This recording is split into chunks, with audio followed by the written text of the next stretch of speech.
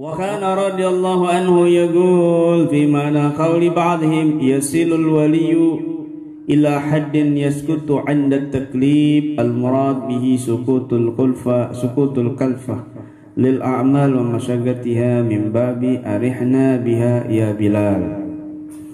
Al-Habib Ali bin Muhammad Al-Habsyi mengatakan, sahibul Maulid Simtud Durar, tentang makna ucapan para wali, yaitu seorang wali akan sampai pada batasan di mana gugur beban, gugur kewajiban. Ini banyak yang salah paham. Dengarkan baik-baik. Maksudnya apa? Seorang wali pasti akan sampai pada batasan di mana dia itu gugur kewajiban. Ini kalau baru masuk thariqah. Kalau orang wali itu ya, dia akan sampai pada tingkatan di mana dia tidak batasan yang di mana batasan itu menggugurkan kewajiban dan beban. Akhirnya nggak sholat, akhirnya meremehkan sholat. Itu tipu daya iblis, tipu daya setan yang sangat luar biasa kepada ahli ibadah, kepada ahli ibadah. Maksudnya itu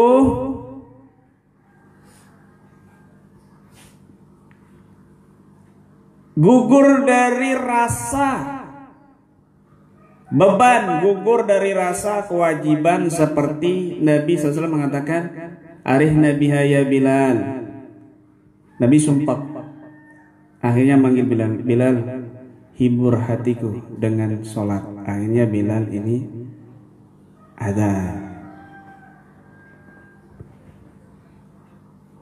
Hibur hatiku dengan sholat, dengan adzan.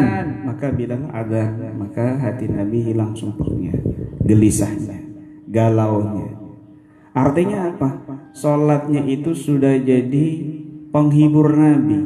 Sholat itu sudah jadi nikmat dalam hidupnya, bukan lagi beban, bukan lagi kewajiban, tetapi menjadi satu kebutuhan. Begitu maksudnya.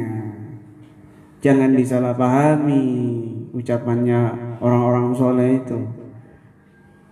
Loh, katanya wali itu kalau sudah nyampe batasan yang sudah tinggi itu nggak wajib lagi sholat. Gundulmu Nabi sampai bengkak kok. Makanya kalau ada wali terus ninggal no sholat, ini bukan wali. Kalau ada orang soleh ninggal no sholat, ini bukan orang soleh. Kalau ada kiai ninggal no sholat, ini bukan kiai imitasi, kiaitan, kiai settingan. Paham ya? Kalau ada Habib ninggal no sholat, berarti Habib settingan. Kalau ada wali ninggalkan kewajiban, berarti wali settingan. Paham? Begitu. Kalau ada santri ninggal no sholat, berarti santri settingan, bukan santri asli. Paham ya? Masya Allah. Anaknya Habib Udir itu kalau ketinggalan sholat subuh 1 rakaat aja beliau nangis sesenggukan. Kenapa nak telat sholat subuh 1 rakaat? Masya Allah. Padahal umurnya baru 5 tahun. Hasan Muhammad itu. Kamu subuh sama duha itu sudah senang luar biasa, gembira ria.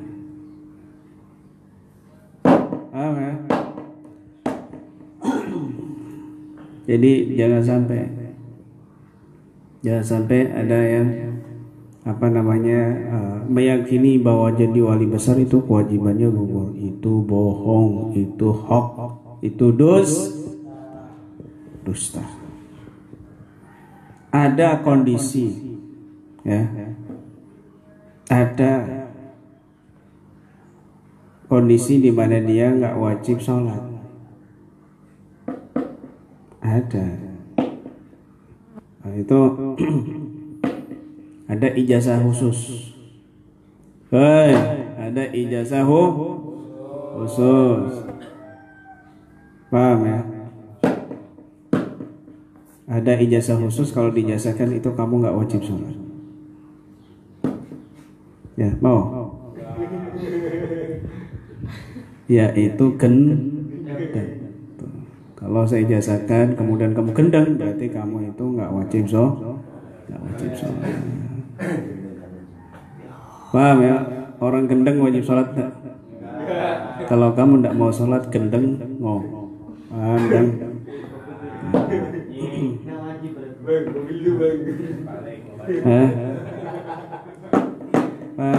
Mobil itu tidak apa-apa kalau mau gendeng. Yang kedua itu mati. Orang mati wajib sholat? Tidak disolati kan gitu. Jadi kalau kamu mau tidak sholat itu gendeng sama mati, insya Allah nggak wajib sholat. Orang sakit aja masih wajib sholat, ya Allah.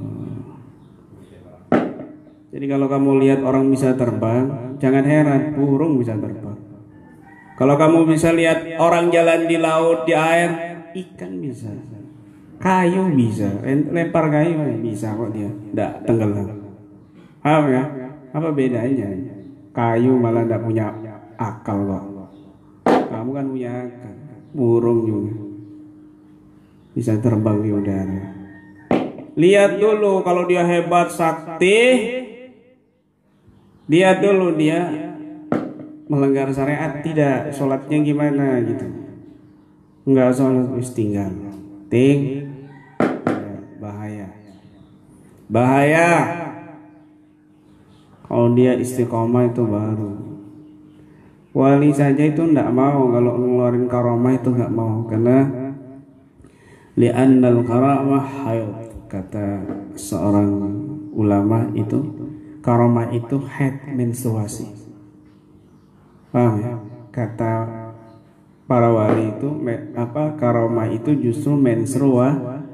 Maksudnya paham nggak? Kamu kalau menstruasi apa? Nunjukin orang, hore aku menstruasi. Kan tidak mungkin. Wong menstruasi kok ditunjuk-tunjukin orang-orang seneng. Tidak mungkin begitu. Paham ya? Itu aib.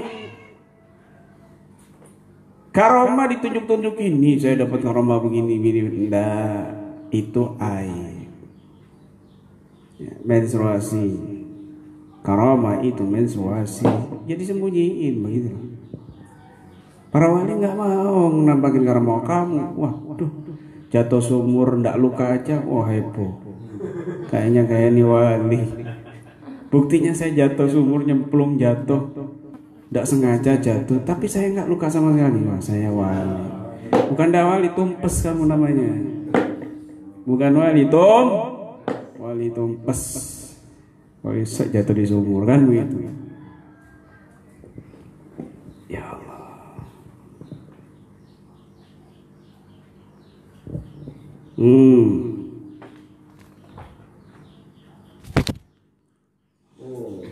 Innal aula, kata beliau, innal aula bika wal akmal, sesungguhnya yang paling utama dan paling sempurna fi haqqika, di dalam hakmu minal a'mal, dari amalan-amalan, ibadah-ibadah, maka Nabi husulur riqah fi qalbik, adalah yang bisa menghasilkan kelembutan di hatimu. Fa innar riqah, karena kelembutan di hati, tadulu ala husulul qabulul iqbal minallah, menunjukkan tanda diterimanya oleh Allah Subhanahu wa ta'ala.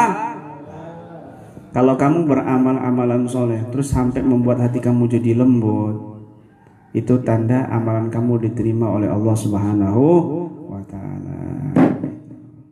Kamu ngaji, hatimu jadi lembut. Kamu zikir, hatimu jadi lembut. Kamu sholat, hatimu jadi lembut.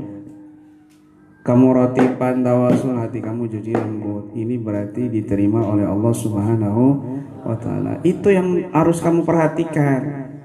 Jangan kamu ibadah, waduh, pengen dapat firasat, pengen dapat kasyaf misalnya kan, pengen bisa nebak-nebak orang lain, ya, tawasum, pola yusum, kan begitu.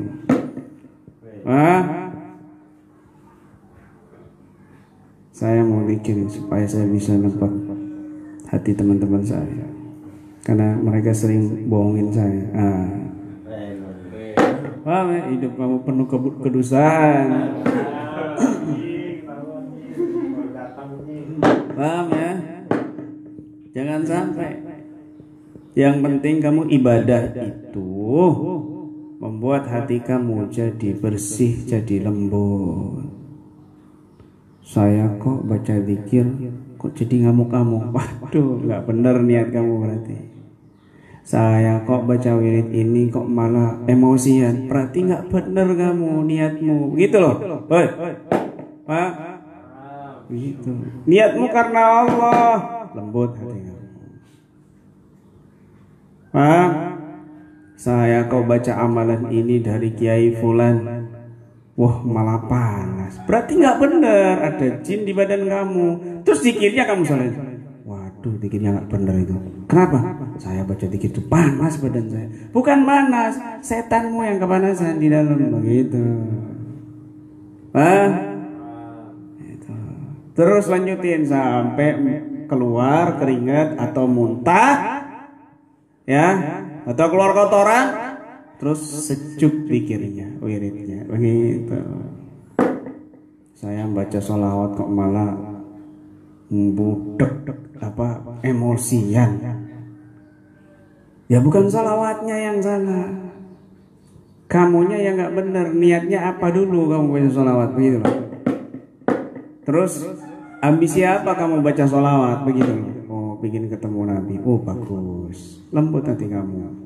Oh, pingin mimpi Nabi, bagus, lembut hati kamu. Paham ya? Ini enggak, buat apa sholawat? Itu ada cewek, susah betul dapetinnya. Waduh. Sholawat dibuat melet. Enggak benar. Ya, enggak benar. Enggak benar ini. Sholawat dibuat dari khodam. Waduh, nggak benar. Paham ya? Nggak benar. Dari khodam, kerisnya nggak ada khodamnya, ditarik-tarik dimasukin ke dalam. Ini nggak benar.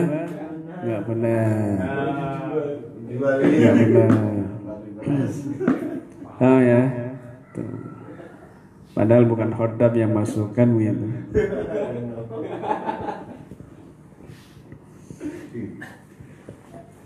Nah, Masya Allah. Jadi kalau dia itu rajin zikir karena Allah Subhanahu wa ta'ala, maka tanpa dia minta, keajaiban-keajaiban itu akan datang padanya. Tanpa dia pikirkan, maka keajaiban-keajaiban itu akan datang padanya.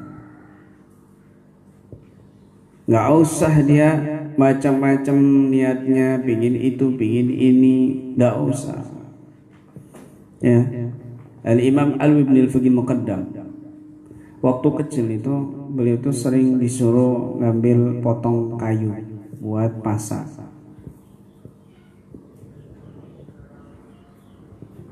Potong kayu disuruh ibunya.